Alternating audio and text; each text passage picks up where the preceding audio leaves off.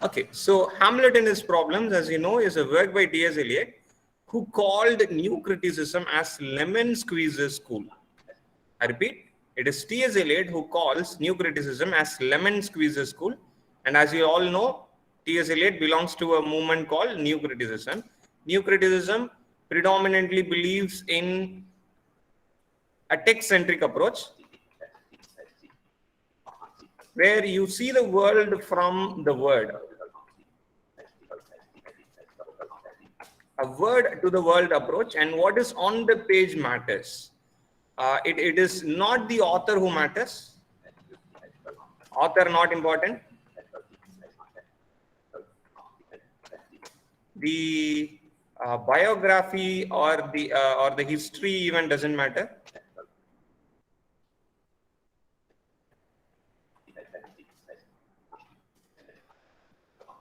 Okay, history is not important, and what else is important?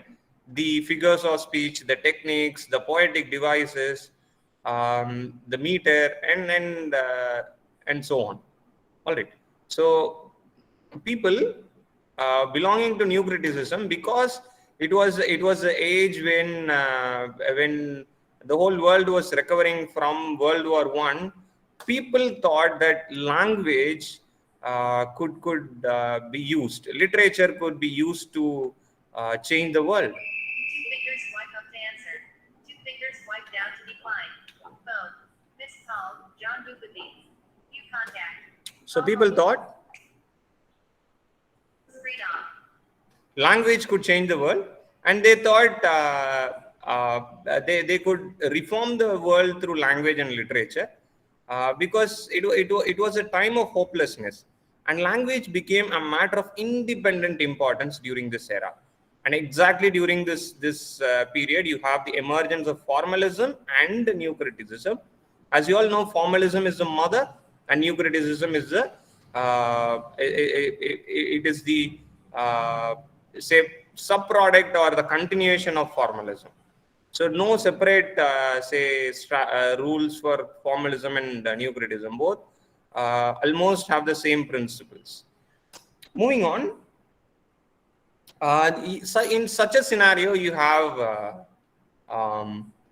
the emergence of T.S. Eliot as a critic, and who comes up with terms like autotelic. What is autotelic?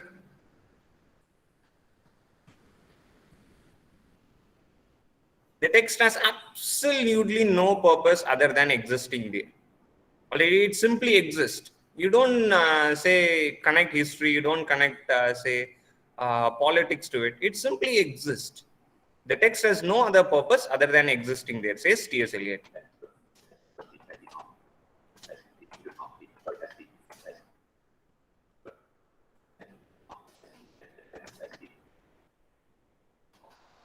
No other purpose other than existing there, says T.S. Eliot, with this concept called autotelic.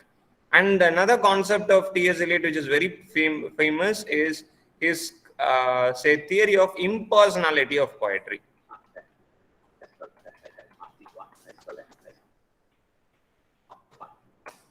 Depersonalization. Again, you look at this from a new critic perspective, from the view of a formalist. You will understand this. Do not allow your personal feelings to run into the text. See, New Criticism or Russian formalism had an objective view, unlike New Historicism, which had a subjective view. When you talk about New Criticism, it is objectivity. I'm sorry, when you talk about New Criticism, formalism, it is objectivity. They will not think about personal details. They will not include the subjective elements. All right. So be objective.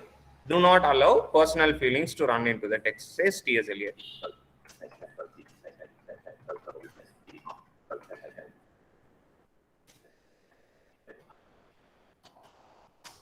Right. Unlike New Historicism, which is based on a very simple common sense, that all knowledge in this world is subjective.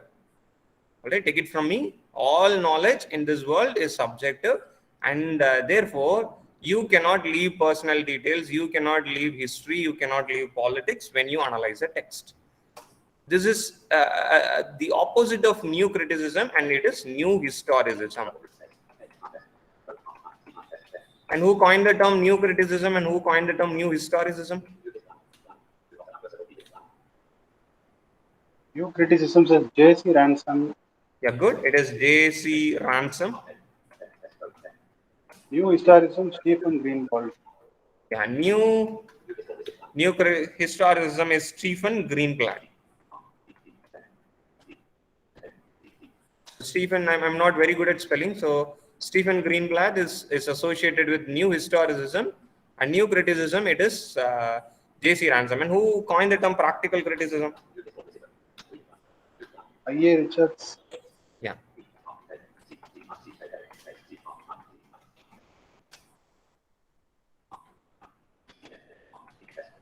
All right. So with this introduction, let us move into Hamlet and his problems by T.S. Eliot. And other works of T.S. Eliot include the metaphysical poets.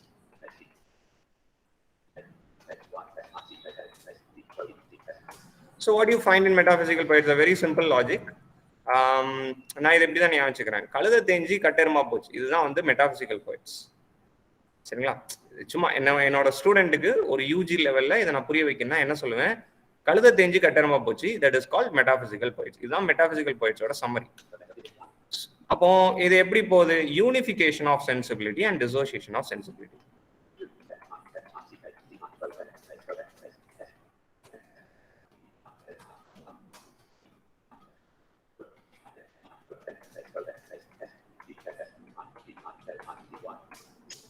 Okay, unification of sensibility is something good. All right, this is something good. It is nothing but the fast transition of thought into feeling. All right, it happens very spontaneously. The transition of thought into feeling, like the odor of a rose. I think this is what T.S. Eliot says.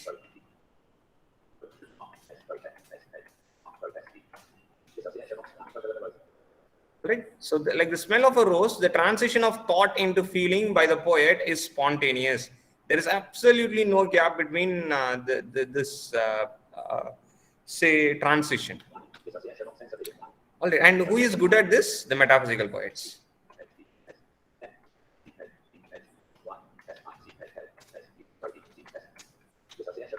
And dissociation of sensibility, it leads to bad poetry. It is not something good. It is something bad. And நீங்க அதை வந்து இப்படி ஞாபகம் வச்சுக்கோங்க, கழுது தேஞ்சு கட்டெருமா போச்சு அப்படின்னு பாருங்க.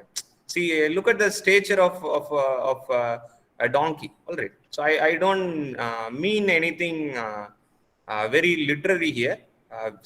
And I don't mean anything comical as well. Just for example's sake, for a slow learner who may not be able to pick it up, I'm just using this very simple definition in Tamil. All right.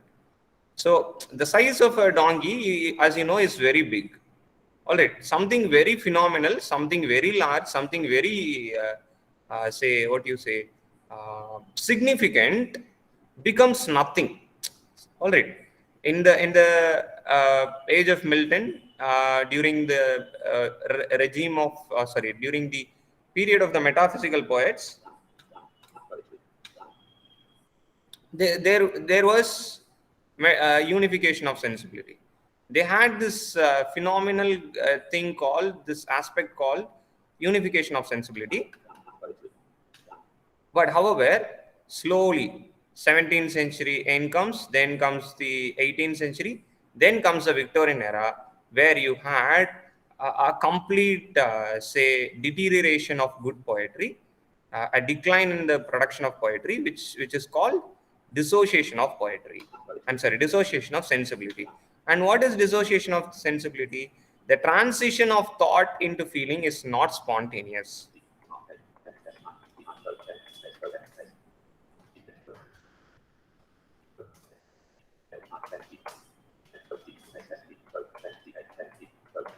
It is not spontaneous, which leads to bad poetry. And writers like Tennyson and Browning are accused of this by T.S. Eliot.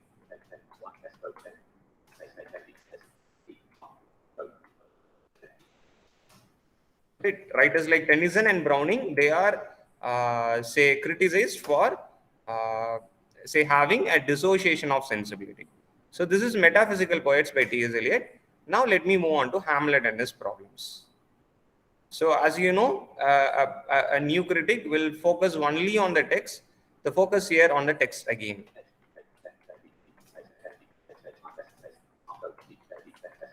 Okay, now he takes up the play Hamlet and he puts up his argument like this. He is not happy with critics like Goethe and Coleridge.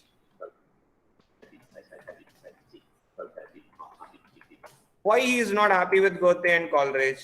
They have not given importance to the play Hamlet. Rather, character Hamlet is given importance. உங்களுக்கு புரியுற மாதிரி சொல்லணும்னா சிங்கம் movie எடுத்து நான் வந்து analyse பண்றேன்னு வச்சுக்கோங்க. நான் வந்து என்ன பண்ணிட்டு இருக்கேன், துரை சிங்கம்னு பேசிக்கிட்டே இருக்கிறேன். அதுல எவ்வளவு விஷயம் இருக்குது. You have the heroine, you have the musician, you have the director, you have Vivek's comedy. All right, there are very many things that you can discuss, but I am focusing predominantly on the character Durai Singham. So this is not acceptable.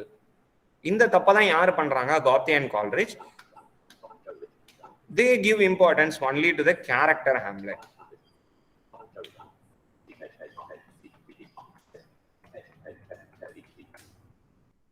And who is not given importance? The play. What is not given importance? The play is not given importance.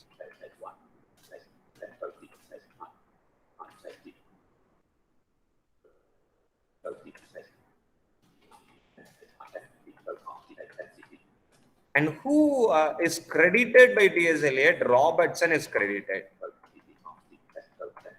All right, Robertson is given the credit for what? Say introduce or criticizing or judging. Who says criticism is an act of judging? Well,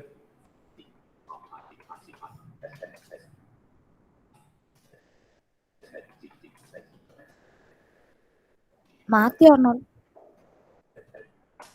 I think he said criticism is a criticism of life. If I am right, it's an act of judging. Well, who says? Aristotle. Good.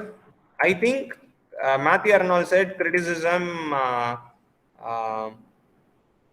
Poetry is a criticism of life. I guess poetry is a criticism of life, something like that.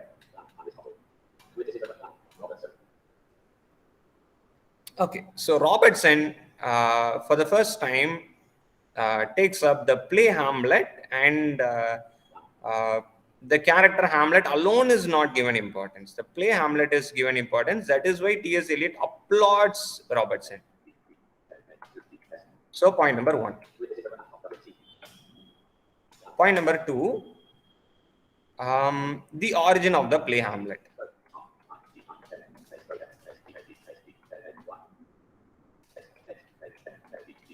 As we all know, Hamlet is not how to say. It is not the first time that Shakespeare discussed this story. You had some versions of Hamlet even before Shakespeare's Hamlet. Okay, and you are Hamlet, all right? Then you have Spanish tragedy. All right. இந்த மாதிரி அதோட ஆரிஜினை அடுத்து analyse பண்ணுவார். The origin of the play Hamlet is analyzed. Then யானைக்கும் அடி சறுக்கும் அப்படிங்கிற கான்செப்டை ஞாபகம் வச்சுக்கோங்க. சரிங்களா? The third point, யானைக்கும் அடி சறுக்கும். See, Shakespeare is a legend. All right. Shakespeare is a colossus. But this colossus, unfortunately, we discuss, right, whether G.B. Shaw or Shakespeare is the greatest playwright. Such a great writer of a man of such stature has a flaw. All right, and he struggles in this play. இந்த யானைக்கு அடி சறுக்குது. எங்க அடி சறுக்குது? முதல்ல வந்து யானை எப்படின்னு நம்ம ப்ரூவ் பண்ணிக்கலாம், அதுக்கப்புறம் அடி சேர்க்கறத பத்தி பார்க்கலாம். சரி, டிஎஸ் எலியட் ப்ரூவ் பண்றாரு. இன் கார்னீலியஸ் the theme is pride. In Antony and Cleopatra the theme is infatuation. In Othello the theme is sexual jealousy.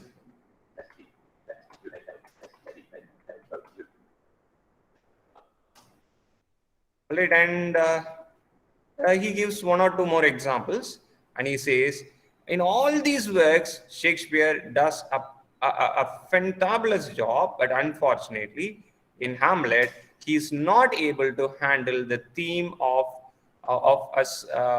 a son towards a guilty mother.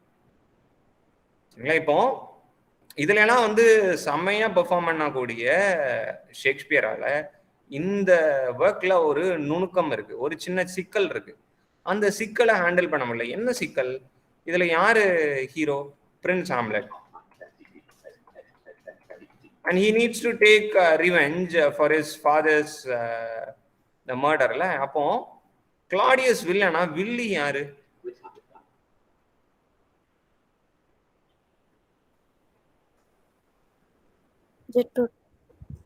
கேட்ரூட். இவனோட யாரோட அம்மா அது? ஹாம்லெட்ஸ் மதர். இப்போ ஹீரோ அம்மாவை பழி வாங்கணும். இப்போ இந்த இடத்துல மற்ற வெர்ஷன்ல நல்லா ஹேண்டில் பண்ணியிருப்பாங்களா? ஷேக்ஸ்பியரால அதை ஹேண்டில் பண்றது கொஞ்சம் சிரமமா இருக்கு. உதாரணத்துக்கு என்ன பண்ணியிருப்பாங்க, ஹாம்லெட் போய் இப்போ அம்மாவை போய் பையன் பழி வாங்க முடியாதுல்ல, அப்போ என்ன பண்ணியிருந்திருப்பாங்க, ஒரு ஃபயர் ஆக்சிடென்ட்ல அவங்க மாட்டிக்கிற மாதிரி ஒரு வெர்ஷன்ல காட்டியிருக்கலாம். ஆனா இந்த நுணுக்கத்தை யாரு ஹேண்டில் பண்ண திணறாரு? யானைக்கு அடிசு இருக்குது எதுல? அம்மா பையன் ரிலேஷன்ஷிப்பை ப்ரெசென்ட் பண்றதுல. ஏன்னா இங்க பையன் ஹீரோ, அம்மா வந்து வில்லி. இது நான் புரிஞ்சுக்கிறது. நீங்க அதுல டெக்ஸ்ட்ல எதுவும் கொடுத்துருந்தாங்கன்னா நீங்க வாட்சி நீங்க வேற இன்டர்பிரிட்டேஷன் இருந்ததுன்னா அதை புரிஞ்சுக்கோங்க. This is just my own interpretation. What I understood from reading Hamlet and his problem several years back. Alright. So இந்த இதுதான் எனது யானைக்கும் அடி சறுக்கும். மற்ற இடத்துலயும் வெளுத்து வாங்குற ஷேக்ஸ்பியர் இந்த தீம்ல மாட்டிக்கிறார். ஸோ இதுதான் அடுத்த பாயிண்ட். சரி, அடுத்து என்ன பேசுறாங்க? This is point number 3. Point number 4 is Hamlet's madness.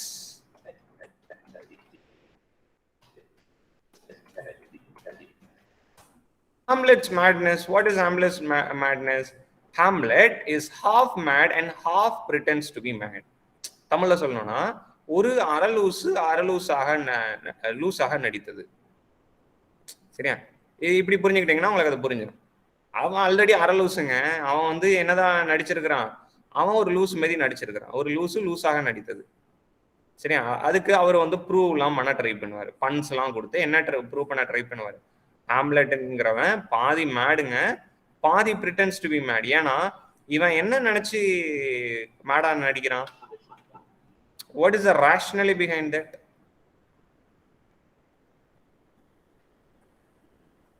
He wants to deceive the villain, right? Who is the villain?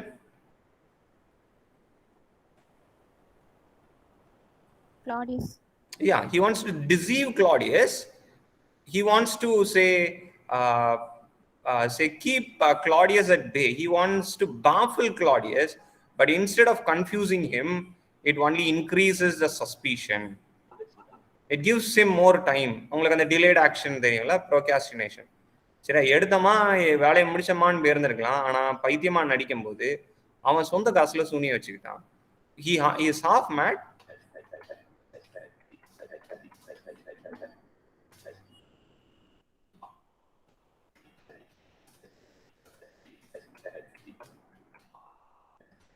half mad and half pretends to be mad. So இதுதான் வந்து Shakespeare வந்து DS Eliot வந்து ஹாம்லெட்ங்கிற கேரக்டரை பத்தி சொல்றாரு. and he takes up and gives some puns and quotations from the play. சரியா? and it does not save him, rather it increases the suspicion of Claudius. இவன் நடிக்கிறதுனால தான் யாருக்கு டவுட் வந்துருது, கூடுதலா டவுட் வருது. Claudius get out. Either point number 4. And the last point is the concept called objective correlative.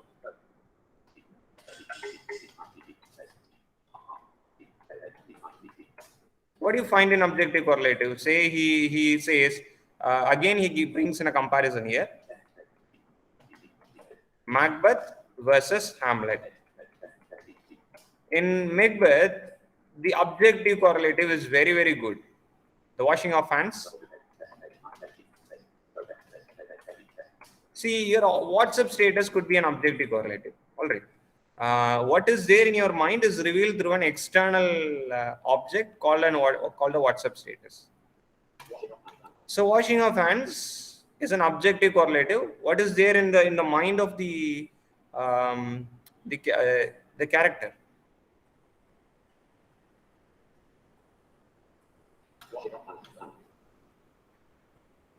And so in this note, I also wish to tell you something. Do understand when you are say preparing to prosper in life, always remember mind matters a lot, because it is a mind which controls the brain. All right. See, it is not like this. Your mind is not in the brain. All right. People have a wrong perception that mind is equal to brain.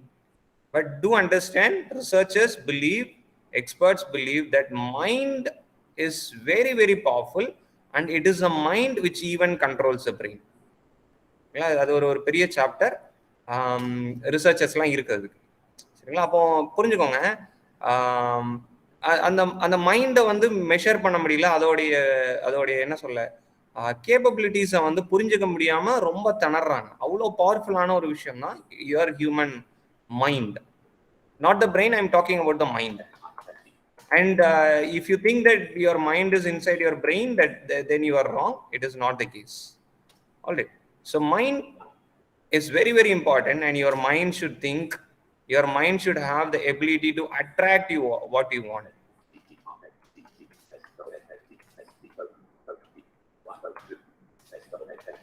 Because you will be fighting a very tough battle, a very tough competition.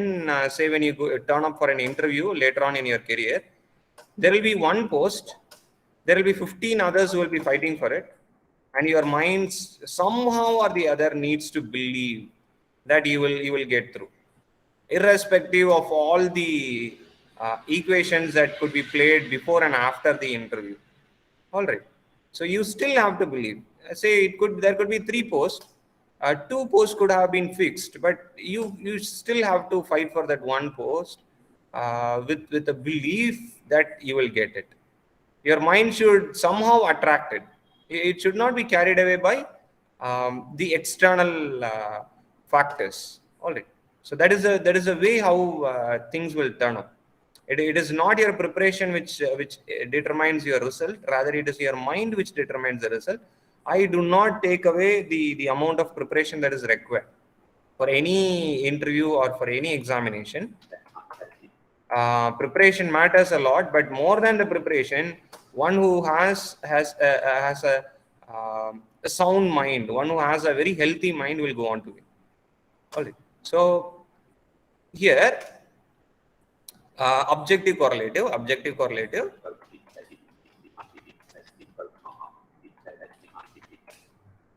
Very simple thing. External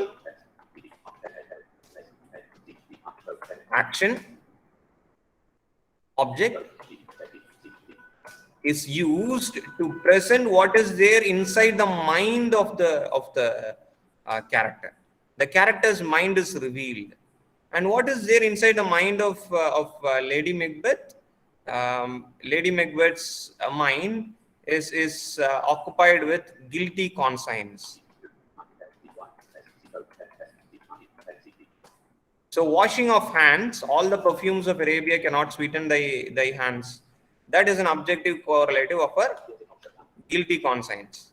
And then there is one more objective correlative in Macbeth. These are all what T.S. Eliot quotes. Sleepwalking is an objective correlative of her mental disturbance. See, when does a person get disturbed during sleep? When somebody feels sleepless, when he is mentally disturbed. For example, Tuklak. Already towards the end of the play, you find Tuklak will have a very sound sleep after he forgives, say, um, the fake saint. I think the thief Aziz, I guess. Aziz cheats the king, pretending as if he were a saint. But later on, he is revealed that he is a thief. But uh, he had no other option but to forgive that man, because he openly fell on Aziz's feet in front of everybody. So he forgives Aziz, the thief, and you find Tukla getting a good sleep. And this again is very important. If you want to win in life, forgiveness is very, very important. You ask for forgiveness for your mistake from God, and you ask for God to forgive the person who has done harm to you. All right, anger will not help. Say cursing will not help. What helps is forgiveness. Forgive your enemy. Ask for forgiveness from God for the sins that you commit. Then you also ask God, please do forgive that man for stealing the 500 rupees which I had. So what will this do? This will reduce your tension. This will reduce your anger, and this should be done from the bottom of your heart, wholeheartedly. Your mind will be very clear, and therefore you can concentrate and become successful in life. All right. The problem that I see with many aspirants who wants to rise and shine in life is they are occupied with many things. Leave things very free. Control things what you can control. You should be in supreme control of your preparation.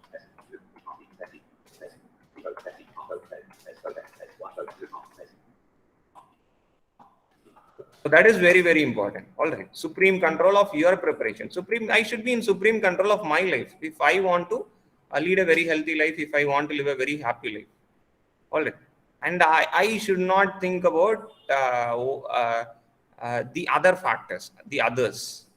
All right. People who had say, done harm to me, or people whom I don't like. All right. So do understand. This is one simple strategy that will help you to emerge successful in your career. You should be in supreme control of the 24 hours that you have in a day. You should control it. And thoughts are like, say, the sound made in a piano. All right. See, generally, when something gives you happiness, catch that thought. ஒரு விஷயம் நம்மளுக்கு பிடிச்சிருக்கு, சந்தோஷத்தை தருது, அந்த விஷயத்தை replay பண்ணுங்க. Play, replay, re-replay. சரி, until that happiness is lost. அது ஒரு certain நேரம் வரைக்கும் அந்த happiness கொடுத்துக்கிட்டே இருக்கும். சரிங்களா? So that is one strategy. Something which gives you pain, just leave it. அது போயிடும். நம்ம தான் என்ன பண்றோம், ட்வைங் அப்படிங்கிற மாதிரி தான். நீங்க ப்ரெஸ் பண்ணீங்கன்னா ட்வைங்னு ஒரு சவுண்ட், இவ்வளவுதான் thought. Within a minute you will get say 100 thoughts. Within a minute you will get say 200 thoughts. அது ஒரு செகண்ட்ல வந்து அது ஓடிடும். இல்லை ஒரு 40 தாட்ஸ்னு வச்சுக்கோங்க. ஆனா நம்ம என்ன பண்றோம்னா, அந்த ஒரு தாட்டை பிடிச்சு வச்சு 1 மணி நேரம் 2 மணி நேரம் நம்ம அது கூடவே உட்காந்துருந்தோம்னா என்ன ஆகும்? Your preparation is affected. All right. So if you really want to be successful, you need time. It is how you translate your time into quality time. That is success. Whatever time that you have got, you have to translate that into quality time. And in order to translate your time into quality time, so control your mind. Your mind needs to be happy. Okay, so I'll wind up.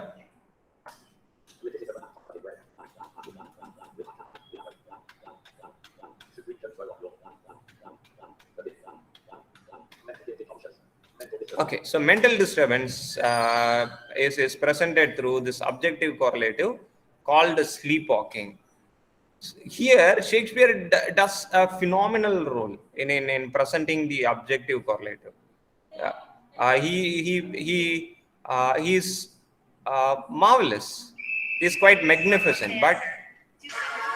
Two fingers up. Professor Calvert. in Hamlet, Shakespeare says it is an artistic failure.